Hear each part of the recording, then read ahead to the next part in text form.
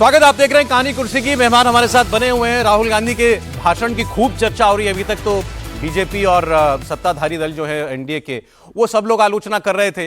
अब कांग्रेस पार्टी के अंदर भी राहुल गांधी के बयान का विरोध शुरू हो गया है।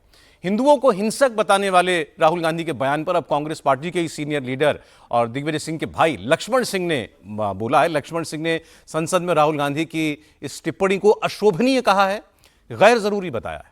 इसके साथ साथ लक्ष्मण सिंह ने यह भी नसीहत दी है कि सिर्फ और सिर्फ जनता और देश से जुड़े मुद्दे उठाना ही उचित होगा इस वक्त कांग्रेस पार्टी के लिए। लक्ष्मण सिंह राजगढ़ लोकसभा सीट से 5 बार के सांसद रह चुके हैं और मध्य प्रदेश के मुख्यमंत्री मोहन यादव ने लक्ष्मण सिंह के बयान को सही कहा। कांग्रेस नेता राहुल गांधी से माफी मांगने की मांग की है। मोहन यादव ने कहा है कि चाहे किसी भी पार्टी का इंसान हो, वो राहुल गांधी के बयान से सहमत नहीं होगा। टिप्पणी वहां रही है, अशोभनीय है, कैसे देखते हैं लक्ष्मण सिंह?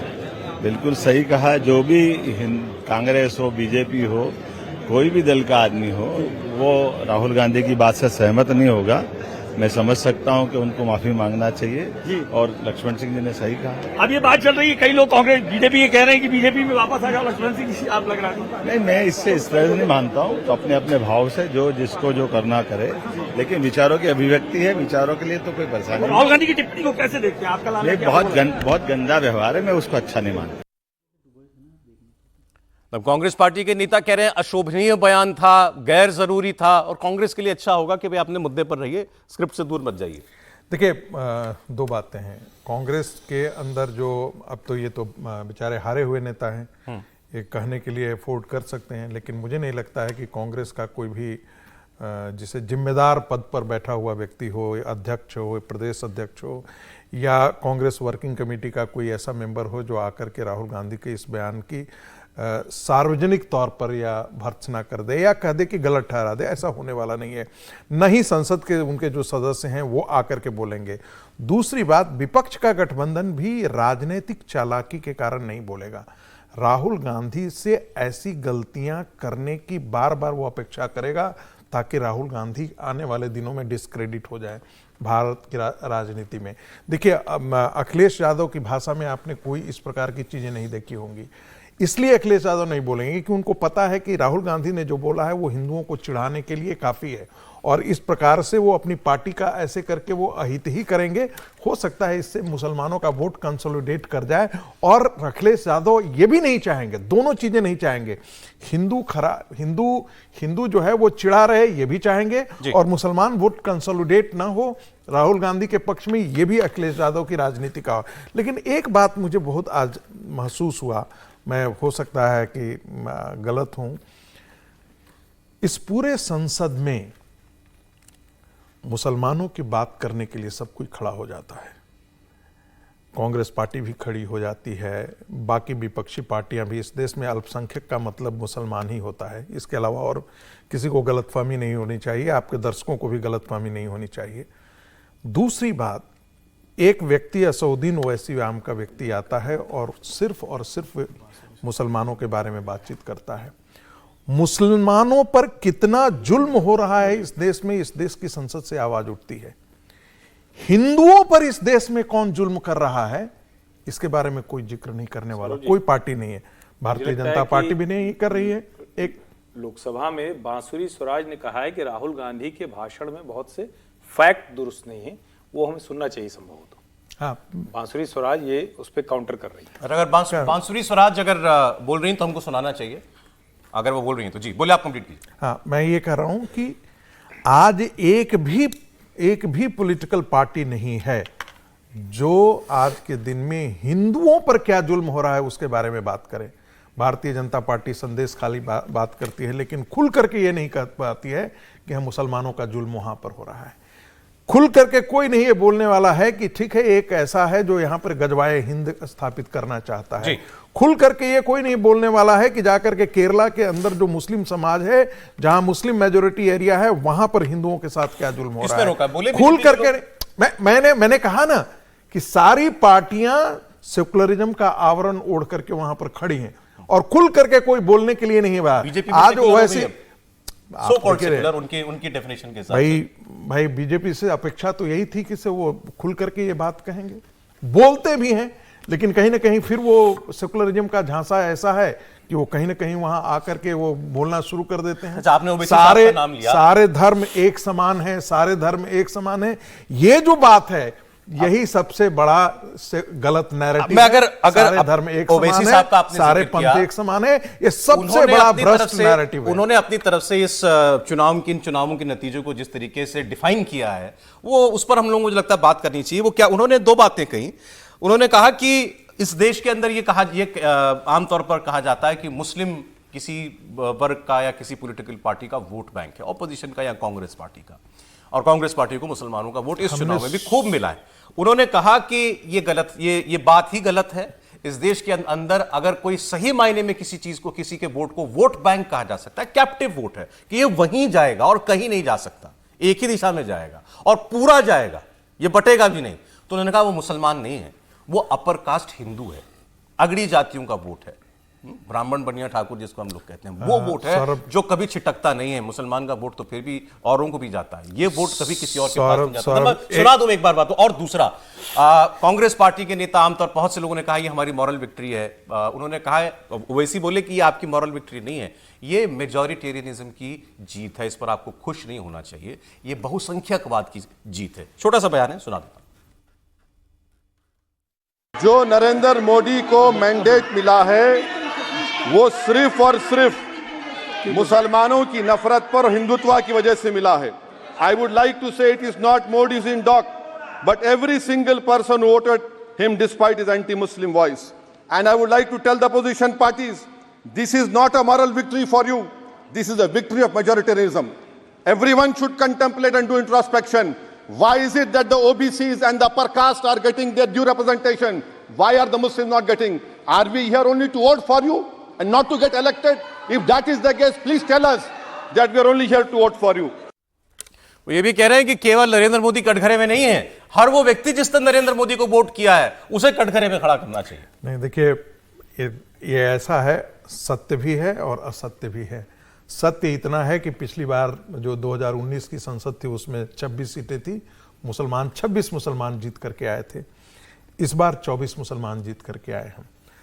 लेकिन दूसरा सच्चाई क्या है, मुसलमानों ने ये चुना, अपना मुस्लिम पर्सनल लॉ बोर्ड के सदस्यों ने मुसलमानों को संबोधित करके कहा, यह मत देखना कि ये मुसलमान है इसलिए इसको जिता दो, ये कौन पार्टी में हमारा मुस्लिम कैंडिडेट है इसको मत देखना, मुस्लिम को जिताना महत्वपूर्ण नहीं है, दिल्ली में जो हिंदुत्व की सरकार है इसको पराजित करना तुम्हारा लक्ष्य होना चाहिए।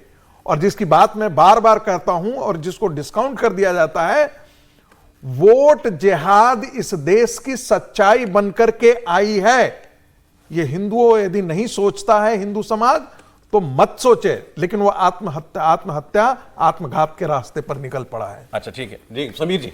देखिए, मुझे लग रहा है कि ओबीसी अगर ये बात कह रहे हैं कि मुसलमान किसी का वोट बैंक नहीं है, तो मुझे लगता है कि वो गलत बोल रहे हैं। मुस्लिम लीग का वोट बैंक था मुसलमान, जब जिन्ना के कहने पर मुस्लिम लीग के ऊपर एक वोट मुसलमानों ने किया और उसी आधार पर पाकिस्तान बना है, मुसलमानों के नाम के लिए जन्म हुआ था और मुसलमानों ने उसके फेवर में वोट किया था। और भारत की राजनीति इसके बाद भी अगर देखेंगे तो मुसलमान एक वोट बैंक है। ओबीसी अगर आज जीतते हैं तो मुसलमानों को एक मुश्त वोट के कारण ही हैदराबाद से चुनाव जीतते हैं।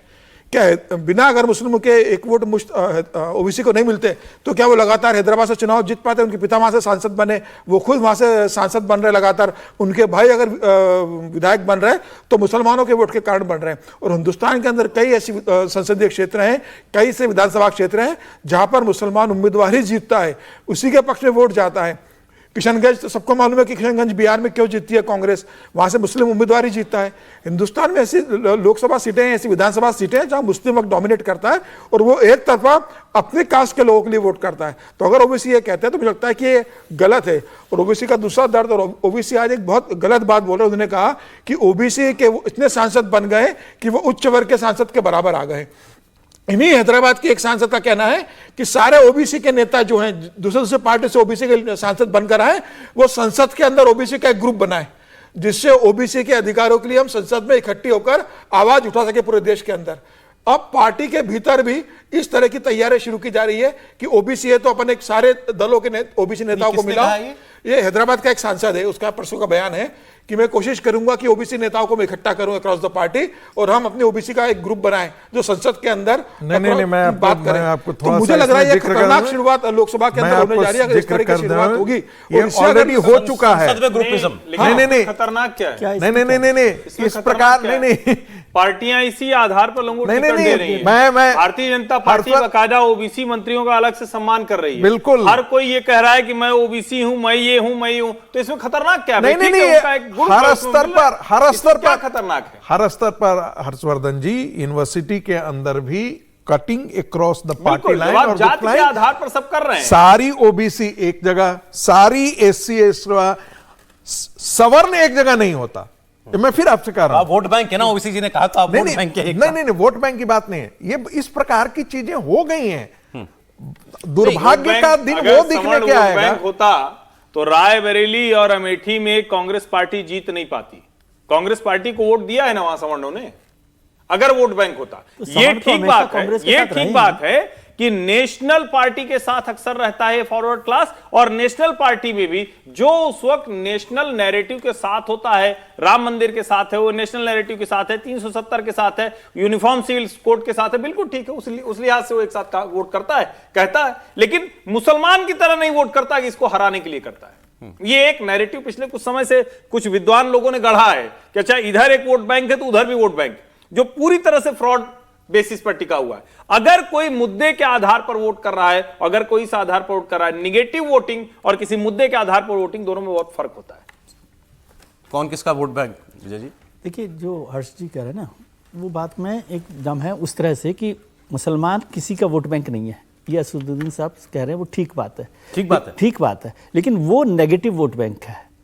नेगेटिव वोट बैंक इस सेंस में कि वो मोदी या बीजेपी के खिलाफ वोट करने के लिए एक तय करता है कि ये जो वोट है वो मोदी के खिलाफ जाना चाहिए या बीजेपी के खिलाफ जाना चाहिए।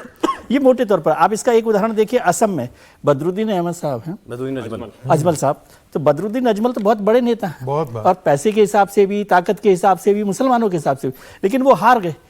इसका मतलब 10 लाख वोटों से हार गए। तो इसका मतलब क्या था? यदि मुसलमान को हराया इसलिए क्योंकि वहां पर भी वही है कि आपको बीजेपी को हराना है। बिल्कुल, तो वो एक नेगेटिव वोट बैंक के तौर पर वो उस तरह से काम कर रहा है। दोनों बातें ठीक है उसमें। ओवैसी साहब जैसे कह रहे हैं कि मुसलमानों का रिप्रेजेंटेशन, जैसे रागी साहब ने भी कहा, लगातार कम हो रहा है, तो ये चिंता की भी बात होनी चाहिए। हम 50 से 75 से 15% आबादी को आप 24 पर आ जाएंगे, जो 5% भी नहीं होता मौजूदा संसद का, 4% है, तो वो भी एक चिंता की बात है। लेकिन ये मुझे लगता है दोनों कम्युनिटीज को, मतलब सोसाइटी को भी सोचना चाहिए, मुसलमानों को ये सोचना चाहिए कि आप नेगेटिव वोट बैंक यदि करेंगे, वही बात, मेरी बात वही मैं कह रहा हूँ कि नेगेटिव वोट बैंक पर आप जाएंगे तो आप मेन स्ट्रीम से अलग हो रहे, और ये कोई बहुत अच्छी बात नहीं है, न उस कम्युनिटी के लिए न मुल्क के लिए। तो दोनों बातों पर बहुत कुछ सोचना पड़ेगा आपको कि आप उनको अछूत ना करें और वो भी आपको अछूत ना समझे कि भाई इतना सारा डेवलपमेंट, जैसे बात हुई बार बार में कि मोदी सरकार में जितनी योजनाएं थी उसका फायदा मुसलमानों को हुआ ना, 33% ऐसा तो नहीं हुआ ना, जो भी 25%, 30%, 40%, तो क्या उसका फायदे का कुछ रिटर्न या कुछ वो मिला है? नहीं, क्योंकि आपकी नाराजगी केवल नेगेटिव वोट बैंक के तौर पर है कि आप उसके साथ नहीं जा रहे। लेकिन उसका दूसरा पक्ष ये भी है कि आप उनको अलग थलग किए जा रहे हैं बार बार। कौन कर रहा है? नहीं, सभी लोग, खासतौर से बीजेपी की 303 की पार्टी वाले लोग, 1500 से ज्यादा एमपी के एमएलएस के बाद भी यदि आप एक मुसलमान को टिकट नहीं देते तो वो क्या आपसे खुश ही रहेंगे? विजय जी, इस पर मैं एक थोड़ा सा मैं कहना चाहूंगा। अब पासी ने वोट नहीं दिया तो पासी को आप टिकट नहीं देंगे जिंदगी में। अयोध्या में 4 लाख पासी ने वोट नहीं दिया तो आगे से आप पासी को टिकट नहीं देंगे? नहीं, आप तब सोचेंगे कि भैया इनको अगली बार तो देना ही है। नहीं, ऐसा है कि तो यदि मुसलमान आपको वोट नहीं दे रहा तो आपको उस पर भी सोचना है कि भाई हमें क्या ठीक करना चाहिए, देखिए क्या एक्सरसाइज करनी चाहिए कि उसको एक मेन स्ट्रीम में लाए। मुझे तो लगता है कि जैसे एक भारतीय जनता पार्टी ही कलेजा फाड़ करके बार बार सफाई देते रहे मुसलमानों के, मेरा ऐसा मानना है, ऐसा भारतीय जनता पार्टी कलेजा भी निकाल करके दे देगी तो मुसलमान उसको वोट नहीं करने जा रहे हैं। ये बहुत साफ है। देखिए, 3 तलाक से सबसे ज्यादा यदि फायदा किसी को हुआ तो मुस्लिम महिलाओं को हुआ। ये माना जा रहा था कि उनकी जिंदगी दूभर हो जाती है जीना, और बहुत सारी ऐसी मुस्लिम महिलाओं को मैंने सुना बातचीत करते हुए कहा कि नहीं, बहुत अच्छा मोदी जी ने काम किया। जो नल से जल है या उज्ज्वला योजना है, जो भी सारी बेनिफिशियरी मुस्लिम समाज के लोग भी रहे, घर के भी है। 522 घर मुसलमानों का, 522 वोट, सारे के सारे बेनिफिशियरी, और एक भी भारतीय जनता पार्टी के वोट नहीं मिले। यह बताता है कि उनमें एक घृणा है, और घृणा किसके प्रति है? नरेंद्र मोदी की भारतीय जनता पार्टी के खिलाफ घृणा है। घृणा इसलिए है कि यह पार्टी राम मंदिर बनवाने की बात करती है, यह पार्टी भारत की विरासत के बारे में बात करती है, यह पार्टी औरंगजेब के खिलाफ खड़ी होती है, यह पार्टी बाबर के खिलाफ खड़ी होती है, यह पार्टी पॉलिटिकल इस्लाम के खिलाफ खड़ी होती है। और उनका मानना है कि दीन जो है, ये इस्लाम जो है, वो पूरी दुनिया में दारुल हरब और दारुल इस्लाम है। जो दारुल हरब है उसको दारुल इस्लाम में कन्वर्ट करना, ये हमारे दीन का मैंडेट है जी। ये करना मेरा परम धर्म है, इसलिए हम वोट मोदी को नहीं करेंगे। ये मूल है। जितना जल्दी भारतीय जनता पार्टी इस चीज को समझ ले या हिंदू समझ ले, वो हिंदुओं के लिए फायदा होगा। नहीं समझना है, राजनीति ऐसी चलेगी, सबका साथ, सबका विश्वास, सबका प्रयास आप करेंगे, लेकिन सबका विश्वासघात मिलेगा। ठीक, समीर जी। नहीं, मुझे लगता है कि अगर भारतीय जनता पार्टी देखिए मुसलमानों को टिकट नहीं दे रही, तो मुझे लगता है इसमें कुछ भी गलत नहीं है। लंबे समय से भारतीय जनता पार्टी इस बात को महसूस कर रही है कि वो कितना भी मुस्लिम समाज के लिए करे। अटल जी के समय बहुत किया गया, कोशिश की गई, भाई अब्दुल कलाम को राष्ट्रपति भी बनाया, कई संगठन में मुस्लिम नेताओं को पद दिए गए, लेकिन मुस्लिम समाज कभी भारतीय जनता पार्टी के साथ एक सहजता से जुड़ा नहीं, चाहे वो विधानसभा के चुनाव हो, चाहे लोकसभा के चुनाव हो। तो यह तय करना है पार्टी को कि उसको किस दिशा में बढ़ना हो। मुझे लग रहा है पार्टी का निर्णय ठीक है कि जो वर्ग आपको कभी वोट देगा नहीं, उसके पीछे अपनी एनर्जी व्यर्थ करने से बेहतर है कि जो आपका वोट बैंक रहा है, जो आपको वोट कर सकता है, उसकी ओर फोकस की जाए। तो मुझे लग रहा है भारतीय जनता पार्टी का ठीक है। लेकिन फिर भी आप देखेंगे 10 साल में प्रधानमंत्री का कार्यकाल रहा है, तो उसमें मुस्लिम समाज के लिए, मुस्लिम वर्ग के उत्थान के लिए कितनी योजनाएं लेकर आई। आप देखिए अल्पसंख्यक मंत्रालय के अंदर मुसलमानों के लिए 72 से ज्यादा योजना लागू की गई, मुद्रा योजना लागू की जिसमें मुसलमानों को बिना ब्याज और सबसे कम ब्याज पर लोन दिया गया। जम्मू कश्मीर के अंदर मुस्लिम युवाओं के लिए लगातार स्कॉलरशिप बच्चों को पढ़ने के लिए दी गई, रोजगार के लिए बिना ब्याज का लोन दिया गया। 2 लाख रुपए तक व्यवसाय छोटे छोटे शुरू करने के लिए बिना रिटर्न किए आपको 2 लाख रुपए सरकार दे रही है, आपको वापिस नहीं करना, आप व्यवसाय शुरू कीजिए। तो सरकार लगातार उनके लिए काम कर रही है। अब ये मुस्लिम समाज को देखने का समय है कि जो सरकार 10 साल से उनके लिए काम कर रही है, उसके साथ कब जुड़ना है, किस तरीके से जुड़ना है। मुझे लग रहा है ये मुस्लिम समाज को सोचने का समय है। अब एक चीज मैं जोड़ देना चाहता हूं, जब बहुत ही डीएनए वगैरह की बात हुई थी और जब भारतीय जनता पार्टी के लिए क्या करना है, तब मैं भी उस समय भी कहा था, स्वामी श्रद्धानंद जी ने कोई कम कोशिश थोड़ी की थी, लेकिन उनकी हत्या कर दी गई थी। गांधी जी ने अपना पूरा जीवन हिंदू मुस्लिम एक के लिए दे दिया। 1924 में जब खिलाफत आंदोलन शुरू हुआ, कांग्रेस वर्किंग कमेटी का एक भी हिंदू गांधी के साथ खड़ा नहीं था। गांधी जी अकेले जाकर के खड़े हो गए। बाद में पहली मीटिंग के बाद सारे हिंदू बाहर निकल करके चले आए, बोले हम खिलाफत के साथ नहीं खड़े होंगे, लेकिन गांधी फिर भी खड़े। लेकिन जिस दिन खिलाफत आंदोलन को सिविल नॉन कोऑपरेशन मूवमेंट को खत्म किया गांधी जी ने, यही अली ब्रदर्स, यहां से नहीं पढ़ करके, बाहर से पढ़ के, इंग्लैंड से पढ़ करके आया था, कहा एक गिरा से गिरा हुआ मुसलमान भी गांधी से बेहतर इंसान है। यह मानसिकता है। मैं फिर कह रहा हूं, और वो सारे गांधी को लात मार करके चले गए। जो बार बार कहा जाता है ना, गांधी का देश, गांधी का देश, ये गांधी के साथ खड़ा कब हुए? ठीक है, भारतीय जनता उस समय जो है राष्ट्रीय स्वयंसेवक संघ ने तो गांधी जी को उनके मौलिकता पर प्रश्न किया, गाय के प्रति प्रतिबद्धता पर बन दिया। गांधी जी ने कहा हिंदुओं को मांसाहारी नहीं होनी चाहिए, इसलिए ताकि प्रचुरता में मांस मिल सके और मुसलमान जो है वो गाय की तरफ बढ़े नहीं। गाय कटना बंद हो गया था क्या? ऐसे ऐसे प्रश्नों पर राष्ट्रीय स्वयंसेवक संघ ने, राष्ट्रीय स्वयंसेवक संघ का कोई मौलिक, जिसे कह सकते हैं कोई व्यक्तिगत घृणा तो थी नहीं। गांधी जी को वो संत ही मानते थे, लेकिन उनके विचारों से ये थे। मेरे बार बार इस बात को दोहराने के पीछे बस एक ही मूल है जी, आप उनकी मूल अवधारणा को पकड़िए। वो अपनी मूल अवधारणा से कभी विचलित नहीं हुए हैं। आप बार बार पीछे हटते हैं, वो पीछे नहीं हटते हैं। ठीक है, ठीक ठीक। हर्षवर्धन जी, अब इस पूरी डिबेट का मतलब जो सदन में चल रही है, यहाँ नहीं, जो पार्लियामेंट में चल रही है, क्या हासिल क्या है? आज प्राइम मिनिस्टर का जवाब उस पर होने जा रहा है। अभी तक आपको कोई ट्रेंड दिखाई दिया जो बोले, खासकर विपक्ष में से, उनमें से? देखिए, मुझे लगता है कि बहुत साफ सा संदेश है, और उसको मैं कल से जो सब देखने के बाद, हिंदू राजनीति इस देश में नए सिरे से परिभाषित होने जा रही है। राहुल गांधी को यह समझ में आया कि एक बड़ा वर्ग है जिसको हम ये समझाने में कामयाब हो गए हैं कि हिंदुओं के नाम पर राजनीति हो रही है, हिंदू के नाम पर कुछ कहने में एक बड़ा वर्ग है जो उनके साथ खड़ा हो जाता है। उसमें इस देश का एकेडमिया है, इस देश के जर्नलिस्ट है, इस देश के इंटेलेक्चुअल्स का एक बड़ा वर्ग है जो हिंदुओं को गाली देने पर भी कहता है कि ना बड़ा अच्छा काम कर रहे हो। सेकुलर खांचे में वो फिट हो जाता है। ये कहने की कोशिश हो रही है कि भारतीय जनता पार्टी जो कुछ कर रही थी, और कमाल की बात ये, बीजेपी उस ट्रैप में फंसी है। भारतीय जनता पार्टी का जो डेवलपमेंट और हिंदुत्व का मूल मॉडल था, वो मॉडल भारतीय जनता पार्टी फिर से अगर उस तरफ जा पाई तो यहां से आगे जाए। क्योंकि एक बात आप समझिए, 10 साल सत्ता में रह गए, 5 साल और बीजेपी रहने वाली है। 10 साल में एक पूरी जनरेशन बदल जाती है। उनको लगातार ये सुनाई दे रहा है, अरे ये तो इतना आंदोलन होता रहता है, इतना रहता है, जो नए मीडियम आ गए हैं उस पर जो प्रोपेगेंडा रहता है। तो ये नए सिरे से हिंदू राजनीति को परिभाषित होने का समय है। प्रधानमंत्री नरेंद्र मोदी के भाषण में क्या होगा, क्या वो और जवाब देंगे, उससे ज्यादा मेरी नजर इसी पर होगी। हिंदू राजनीति को आज कैसे परिभाषित करने जा रहे हैं, उस पर जरूर प्रतीक्षा।